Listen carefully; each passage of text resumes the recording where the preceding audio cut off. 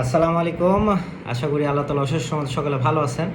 তো অনেকে মানে মনের ভিতরে একটা প্রশ্ন জাগে যে লাভ ম্যারেজ ভালো না অ্যারেঞ্জ ম্যারেজ ভালো? অর্থাৎ প্রেম করে বিয়ে করা ভালো না বাবা-মা বা আ পাড়া-প্রতিবেশী বা যেরকম সবকিছু দেখে শুনে বিয়ে করা ভালো? কে বেশি সুখী? আল্টিমেটলি একটা গবেষণায় আছে ৩০ বছরে। যারা হলো অ্যারেঞ্জ ম্যারেজ করছে তাদেরই কিন্তু আ কি বলবো? তারা কিন্তু বেশি সুখী থাকে, বেশি শান্তিতে থাকে। কারণ কি? একটা প্রথমত আ প্রেম। প্রেমের বিয়ে সাধারণত প্রেম যখন করে একটা ছেলে-মেয়ে তাদের কিন্তু এক্সপেকটেশন অনেক বেশি থাকে, হাই থাকে যে হ্যাং কারাঙ্গা, ত্যাং কারাঙ্গা, তুম কে লাগা মানে তারা চিল্লাওঙ্গা এরকম একটা মানে তারা নিয়ে আসবো তাদের থেকে এই করব, ওই করব, তো বিয়ে করো, এটা করব, তোমাকে কোনো কাজ করতে দিব না। মেয়ে বলে আমি তোমার সবসময় কাছে থাকবো, ভালোবাসবো। বাট বিয়ের পর একটা বাস্তবতা অবশ্যই আছে বস। সামাজিকতা, দেন হলো আপনার হলো কি বলবো?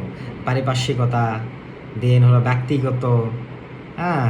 সবকিছু মিলিয়ে কিন্তু এটা উল্টো হয়ে যায়।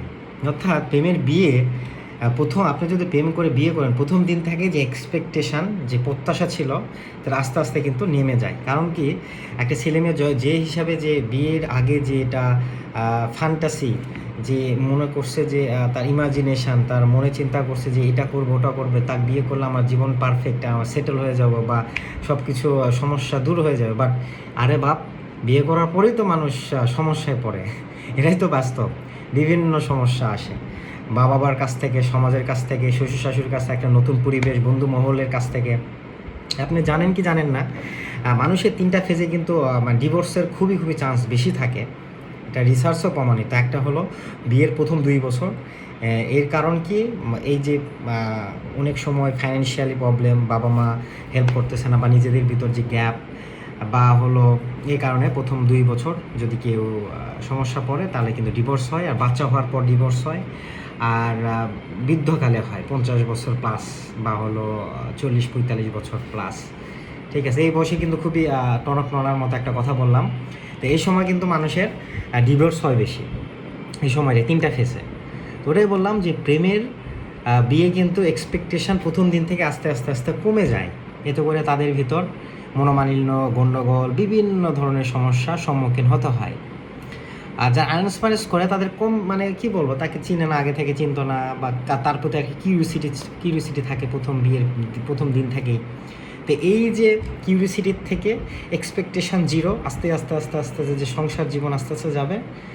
দেন তাদের সুখ শান্তি আস্তে, আস্তে কী হবে? বাড়ে, দ্বিগুণ বাড়ে প্রেমের বিয়ের থেকে। এটাই বাস্তব। রিসার্চে এই রিসার্চে এটাও বলছে ১৮ বছরের পর প্রেমের বিয়ের যে কি বলবো ভালোবাসা মানে অনেক কমে গেছে। বাট ১৮ বছর পর যে অ্যারেঞ্জ ম্যারেজ, তাদের কিন্তু ভালোবাসা আস্তে, আস্তে দ্বিগুণের থেকে দ্বিগুণ হচ্ছে। ঠিক আছে?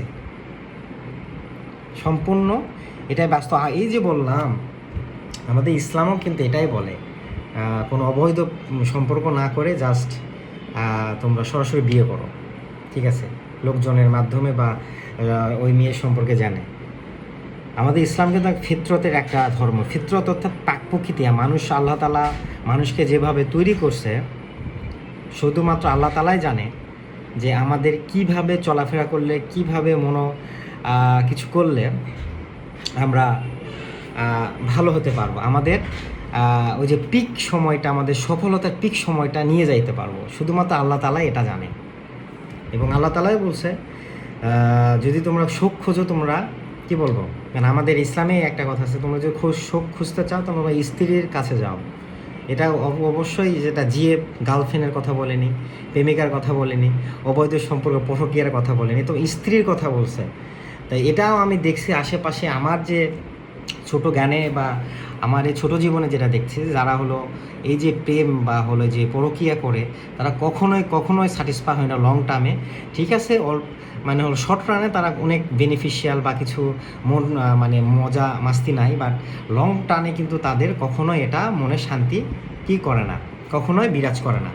অলওয়েজ এটাই বলবো যে আমাদের ইসলামেও আছে, তুমি যদি সুখ খুঁজতে চাও তোমার স্ত্রীর মাঝে যাও, স্ত্রীর কাছে যাও। অন্য কোথাও যদি পতিতালয়ে যান বা হলো আপনি পতিতালয়ে, কি আমি এই ভিডিওতে বলতেছি, সে তো মানে মন থেকে চাচ্ছে না, আপনারও সে ফিল আসবে না। এবং হলো আপনার প্রেমিক প্রেমিকা প্রতিদিন ঝগড়া হয় রে ভাই, প্রতিদিন ঝগড়া হয়। আর পরকীয়া তো কখন ভয় হয় যে ভাইরাল করে দিল নাকি, কোথায় কট খাট খাট খাই নাকি, কি অবস্থা, একটা অবস্থা, তা না? হুম। আর স্ত্রী কি, যতই সকালে গণ্ডগোল হোক রাতে তো আপনি পাচ্ছেনই, ঠিক আছে? সকালে গণ্ডগোল হয়, রাতে আপনি পাও ধরে সালাম খাবেন, তা না?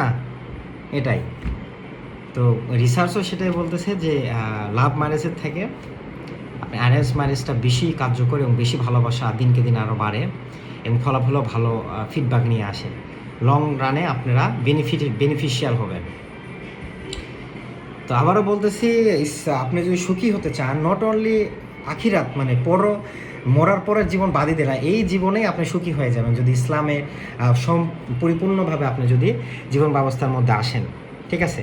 এই যে বাবা মার প্রতি যে খারাপ ব্যবহার আমরা করি, এতে করে কিন্তু আমাদের ভিতরে কি হয়, গিল্টি ফিল হয়, যে আমাদের ভিতরে যে হ্যাপি হরমোন, সেরোটোনিন হরমোন, যে কীভাবে হয়, বাবা মা যদি আপনি যদি ভালো ব্যবহার করেন তাহলে আপনি হ্যাপি হরমোন রিলিজ হবে, এরকম ভালো লাগবে, দিনকাল ভালো যাবে, ঠিক আছে? আপনার যে সারাউন্ডিং আছে বা আপনার যে আপনার অধীনস্থ আছে, অধীনস্থ বলতে কি বোঝায়, যে আপনি একটা কর্তা, আপনি ইনকাম করেন বা তার পরিবর্তে আপনি কাউকে খাওয়ান বা তাকে খাওয়ান পড়ান, যেমন কি আপনি স্ত্রী, আপনি ছেলে মেয়ে, হ্যাঁ, আপনি যদি ব্যবসা করেন তা আপনি কর্মী,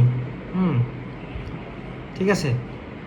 এগুলো যদি আপনি ভালো ব্যবহার করবেন, দেখেন আপনার সেরোটোনিন হ্যাপি হরমোন রিলিজ হবে, এতে করে আপনি ভালো লাগবে, সুস্থ থাকবেন, মেন্টালিভাবে পিস থাকবেন, তাই না?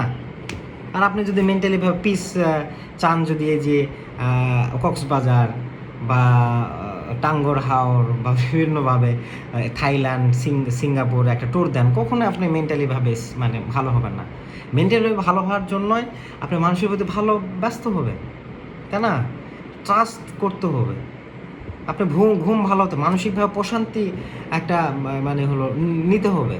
আদারওয়াইজ আমরা কখনোই ঘুরলে ফিরলে হাই ইনকাম রিচ নেভার, কখনোই না, ঠিক আছে? কখনোই আপনি পারবেন না সুখী হতে, শান্তি। এই কারণ হলো পৃথিবীটা একটা পরীক্ষার জায়গা, অল টাইম আপনি পরীক্ষা নিবে আল্লাহ তাআলা, ঠিক আছে? আমরা এখানে সুখের জন্য আইসি না ভাই, এখানে সবসময় পরীক্ষা দিতে আইসি আমরা।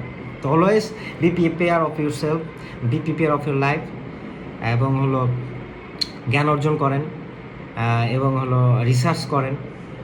এখন ChatGPT আছে, গুগল আছে, বিভিন্ন ধরনের আপনার টুলস আছে, আপনারা ফ্রি অ্যাক্সেস পাচ্ছেন, সহজে আপনারা এটা জ্ঞান নিতে পারতেছেন। তো অবশ্যই আপনারা বলবেন যে কমেন্টে যে আপনি লাভ ম্যারেজে সুখী না অ্যারেঞ্জ ম্যারেজে সুখী, অবশ্যই এটা বলবেন। আর যদিও আপনি যদি সুখী হন, কী কারণে সুখী এটাও বলে যান। আর আমি কি করছি, লাভ ম্যারেজ করছি অ্যারেঞ্জ ম্যারেজ করছি, কমেন্ট আপনি যদি জানতে চান অবশ্যই কমেন্টে জানাবো ইনশাল্লাহ। এবং আপনি আমার চ্যানেলে যদি ফেসবুকে দেখেন তো অবশ্যই লাইক ফলো দিবেন, এবং আমার যদি ইউটিউবে দেখেন অবশ্যই আপনি লাইক অ্যান্ড সাবস্ক্রাইব করবেন। MD সাব্বির ইসলাম মন, তাহলে লেটেস্ট ভিডিও পাবেন। আশা করি আমি এখন যে ভিডিও বানাবো মানুষের সামাজিকতা, মানুষের মন মাইন্ড সাইকোলজি নিয়ে, রিসার্চ আর্টিকেল নিয়ে। তো ভালো থাকবেন, সুস্থ থাকবেন, আসসালামু আলাইকুম।